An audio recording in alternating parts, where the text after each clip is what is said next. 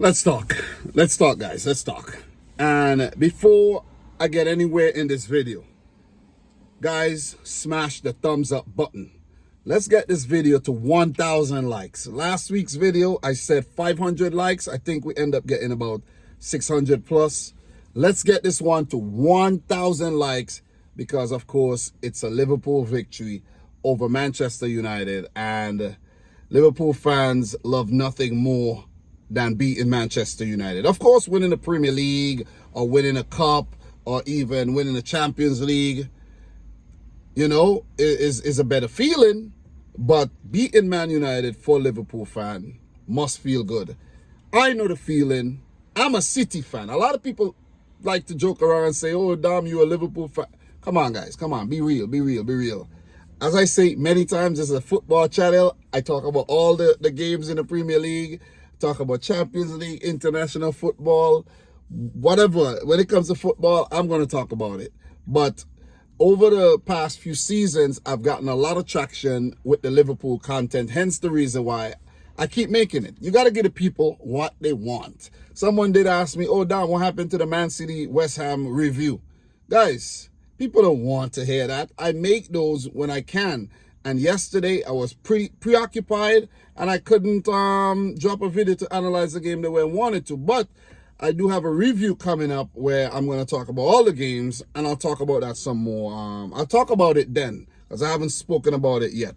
So in terms of the matches today, guys, Chelsea 1, Crystal Palace 1, Newcastle 2, Tottenham 1. I did get the Newcastle to beat Tottenham prediction correct, but Chelsea, they flunked out against Crystal Palace, a team who they've been beating every season since about 2018.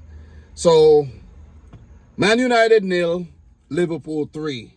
And before I even talk about anything to do with this game, let me just say that Manchester United are a pathetic football team and a football club. Pathetic. Because it doesn't matter what these guys try. They could sack this manager. They could hire a new one. They could, bring in new backroom staff. They could sell a piece of the club. They could do whatever they've done. They say they've done this, they've done that to improve. Guys, where's the improvement? Where's the improvement? I can't see the improvement. Seriously.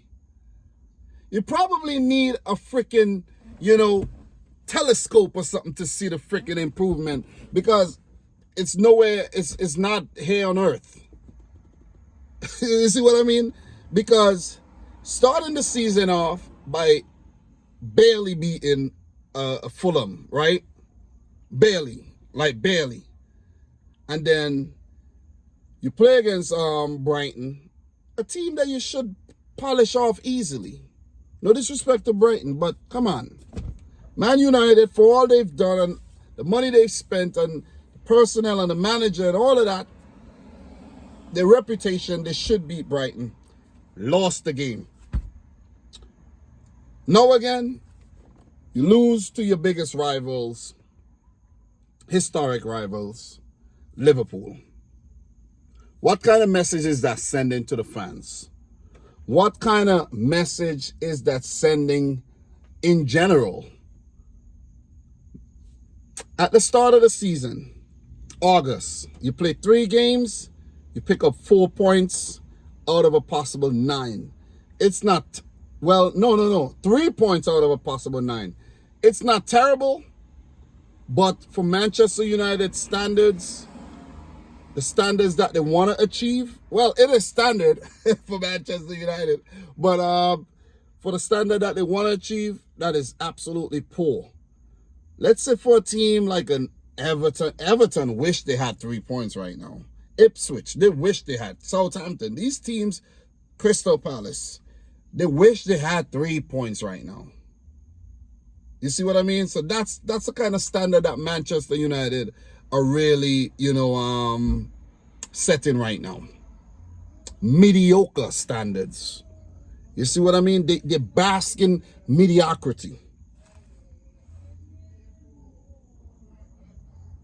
But let's not make that the biggest headline, because we've gotten used to this. We've gotten used to lackluster performances by Manchester United, especially when it mattered. And we're not going to forget last season where they did pull off 2 draws against Liverpool and defeated them in the cup, which was a positive, but follow it up. Follow it up. According to, the message that Manchester United is sending out, they've improved the team by bringing in players, by giving Ten Hag, let's say, some more trust and keeping him on for the season.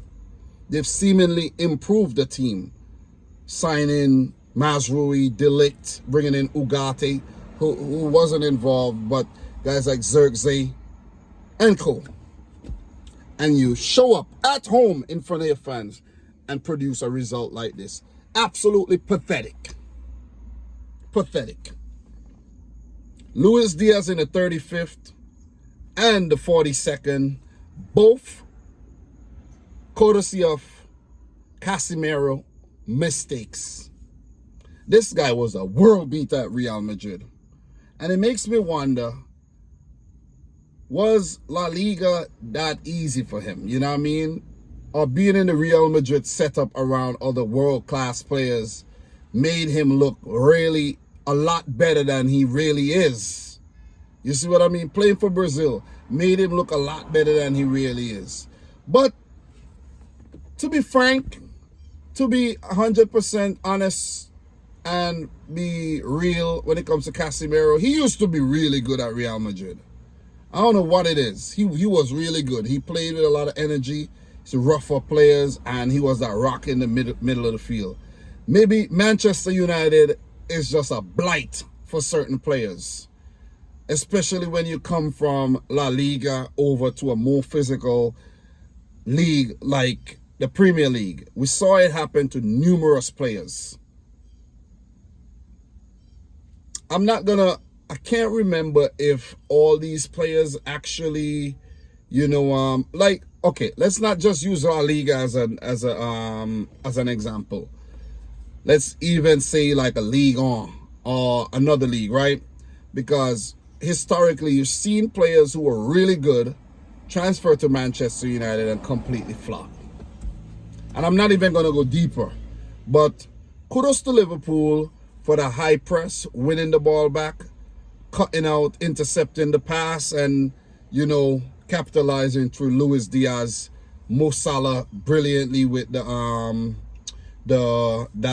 ball for the first Luis Diaz goal. That was absolutely fantastic, man. Give it up to Mo Salah for that. And also, a lot of credit should go to Arne Slot. I didn't know a lot about Slot before he joined Liverpool.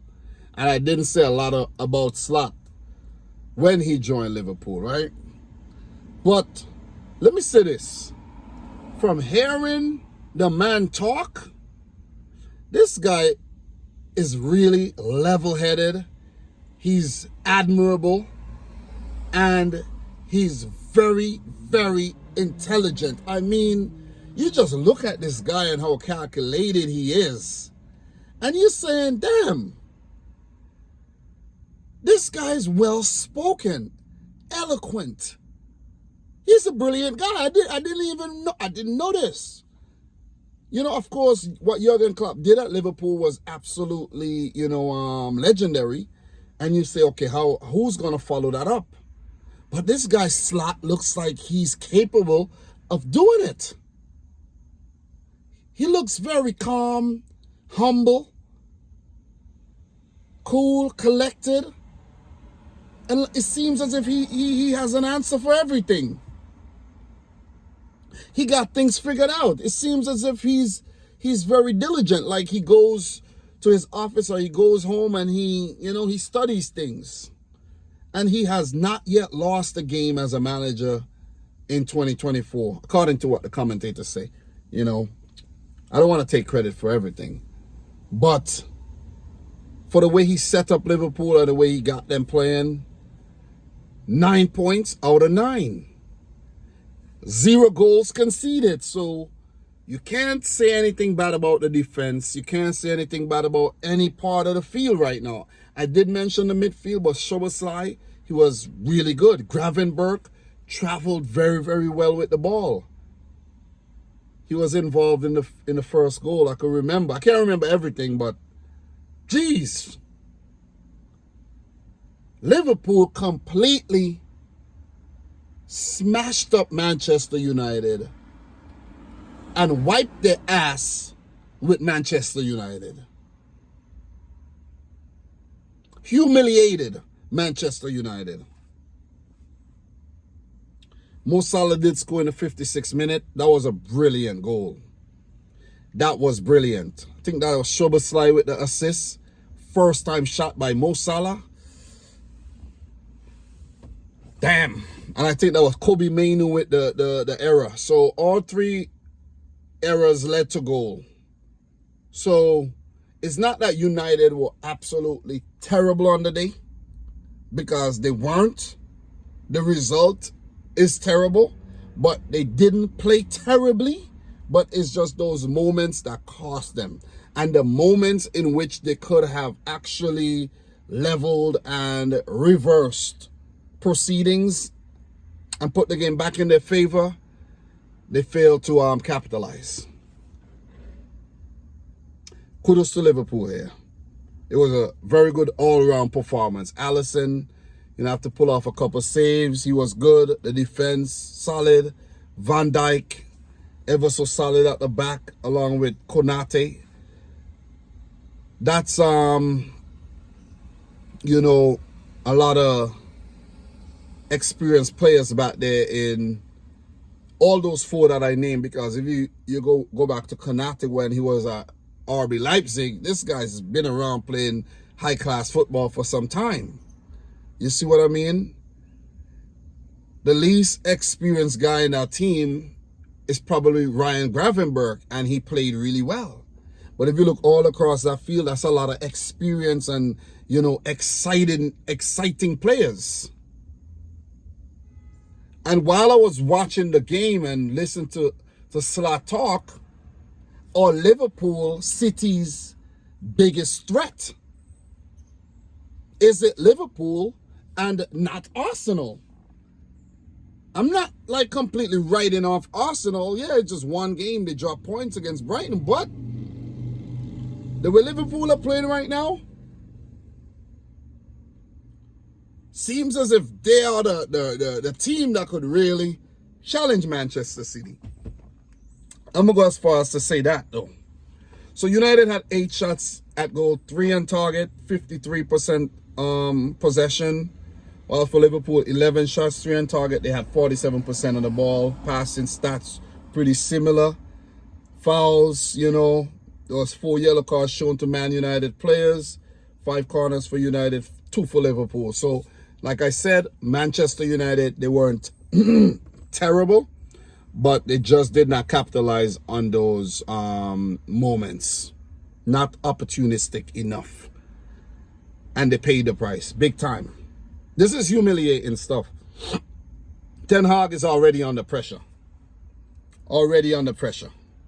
And you could point out individuals for Manchester United. You could point fingers. Casemiro, terrible. He was taken off. Youngster Collier, I think his name is, was given a debut. Come on. Poor youngster. Given a debut against Liverpool in this type of form. You can't even point any fingers at him when he's done. Marcus Rashford is garbage. You see what I'm saying? Joshua Zirkzee, he's going to need some more time to settle.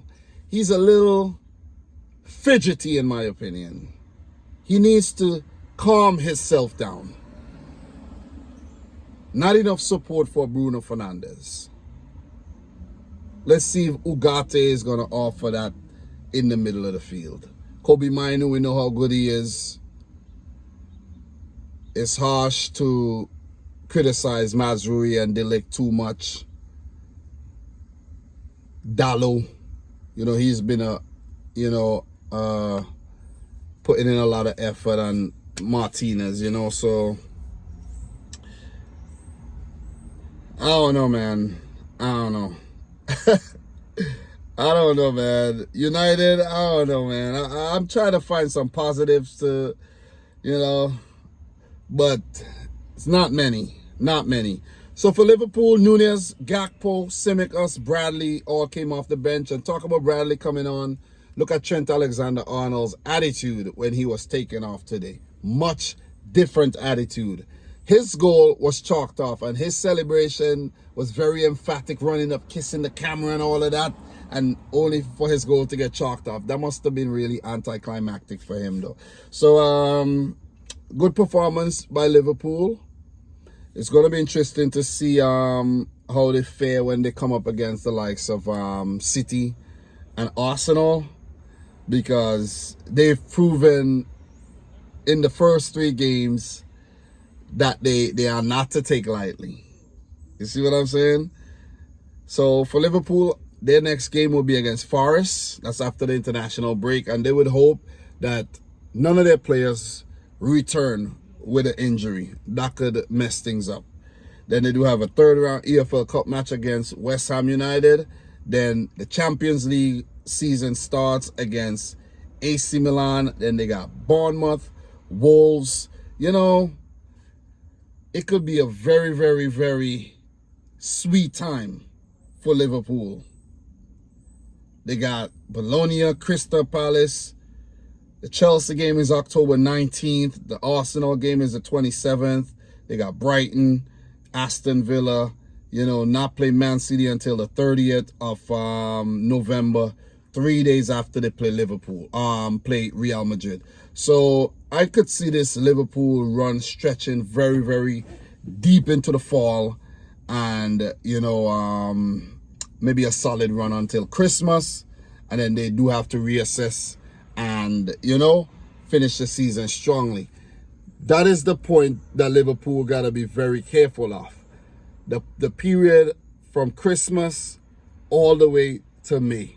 That's the period in which Manchester City always excel and just surpass teams that are ahead of them. You know, so if Liverpool could better City in that period, then they could go on to win the title.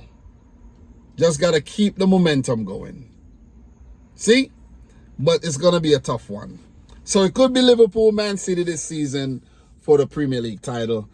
Arsenal, maybe. But let's see. It's okay to drop points, you know, but you can't keep dropping points. You're going to drop points somewhere during the season, but you just can't keep dropping points consistently. And let's see if Arsenal are able to turn their fortunes around. It's going to be tough. They got games against Spurs and City coming up after the international break. Let's just say, what if a key player gets injured? Who they going to turn to? So, guys, don't want to drag this on any longer. I think I touched on most bases. And if you guys have anything to add, please let me know in the comment section down below.